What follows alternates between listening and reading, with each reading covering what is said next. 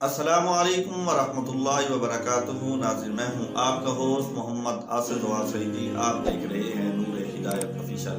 ہمیشہ کی طرح ایک بار پھر ایک نئے تجربے کے ساتھ آپ کی خدمت میں حاضر ہیں۔ امید کرتا ہوں آپ سبھی حضرات بخیریت سے ہوں گے۔ اللہ رب العزت آپ سب پر اپنا خاص فضل و کرم فرماوے۔ ناظرین، قرآن مجید فرقان حمید کے اندر ہے والذین یؤمنون بالغیب ویقیمون الصلاۃ ومما رزقناہم ینفقون۔ میں وہ لوگ جو غیب پر ایمان رکھتے ہیں اور نمازوں کو قائم کرتے ہیں اور جو کچھ ہم نے ان کو پاکیزہ رزق دیا ہے ان میں سے خرچ کرتے ہیں۔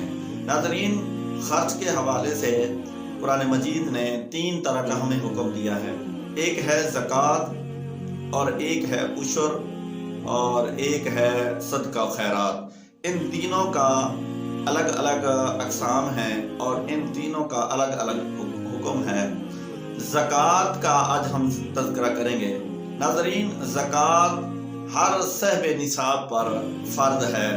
زکوٰۃ جس پر فرض ہے ان کے لیے ان چیزوں کا ہونا ضروری ہے۔ یا صاحب نصاب پر 7.5 تولہ سونا ہو یا 52.5 تولے چاندی ہو اور یا ان کی مقدار میں کوئی چیز موجود ہو۔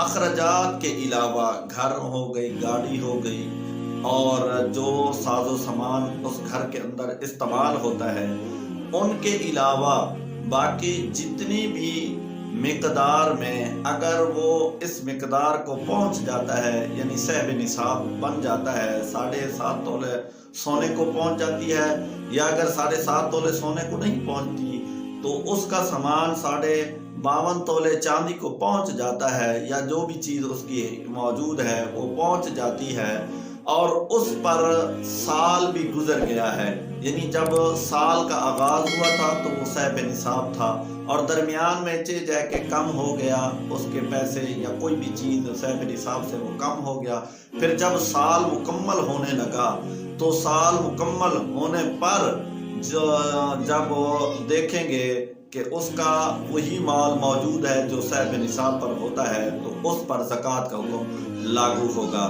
ناظرین، زکوٰۃ کے لیے سال کا گزرنا ضروری ہے۔ سال سے پہلے اگر وہ صاحب نصاب، پہلے تو صاحب نصاب تھا، پھر سال گزرنے کے بعد اس کے پاس مال اتنا نہیں تھا کہ اس پر جو صاحب نصاب کا حکم ہوتا ہے وہ لاگو ہو تو اس پر زکوٰۃ نہیں ہوگی۔ یہ زکوٰۃ صرف سونا اور چاندی میں نہیں بلکہ سونا چاندی کی اس مقدار کو جو ہم نے بیان کی ہے، اس کو اگر کوئی بھی اس کے استعمال سے علاوہ مال موجود ہے، وہ اس پر سال گزر گیا ہے تو اس پر زکوٰۃ لاگو ہوگی۔ زکوٰۃ کا 40واں حصہ دینا پڑے گا، یعنی اگر 1,00,000 روپیہ ہے تو اس میں سے 2,500 آپ کو دینے ہوں گے۔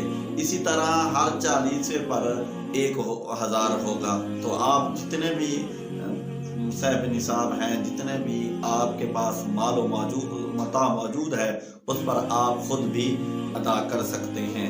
دعاؤں میں یاد رکھیے گا، آنے والے لیکچر کے اندر انشاءاللہ العزیز عشر کا تذکرہ کریں گے۔ آخر دعوانا ان الحمدللہ رب